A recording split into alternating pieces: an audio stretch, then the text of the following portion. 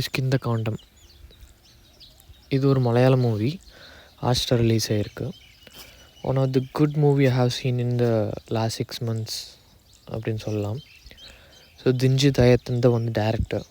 இது வந்து அவருக்கு செகண்ட் மூவி தான்.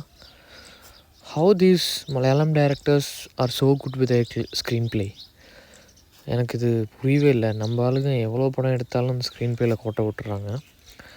ஸோ இது ஒரு சின்ன ஸ்டோரி ப்ளாட். ஒரு ஃபேமிலி இருக்குது, அப்பா, மகன் அண்ட் ஒய்ஃப்.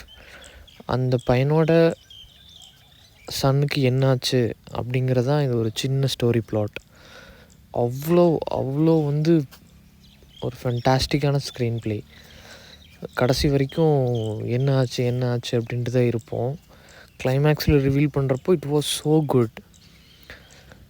இப்படியெல்லாம் இருக்குதா அப்படிங்கிற மாதிரி ஒரு மாதிரி நமக்கே ஒரு கூஸ்பம்ஸ் இருக்கும். இவரோட ஃபர்ஸ்ட் படத்துலேயும் ஆசிஃப் அலியே தான் நடிச்சிருக்காரு. அது வந்து some comedy genre, but this is quite thriller சஸ்பென்ஸ்னு சொல்லலாம். உங்களுக்கு போர் அடிச்சுன்னா வீக்கெண்டில் கண்டிப்பாக இந்த படத்தை பார்க்கலாம். அவ்வளோ ஒரு சூப்பரான படம். இதில் அவர் அப்பாவாக நடித்தவர் வந்து அவ்வளோ ஃபென்டாஸ்டிக்காக நடிச்சிருப்பார். ஒரு என்கொயரி சீன் ஒன்று இருக்கும். ஸோ இவருக்கு வந்து மெமரி லாஸ் அப்படிங்கிற மாதிரி ஒரு பிரச்சனை இருக்கும்.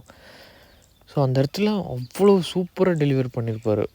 அந்த ஒரு கை கால்லாம் வந்து ஒரு மாதிரி பெனஞ்சு ஒரு மாதிரி கஷ்டப்படுற மாதிரி சூப்பராக இருக்கும். It was so good. Acting was so good. கண்டிப்பாக அந்த படத்தை பார்க்க வேண்டிய படம் தான்.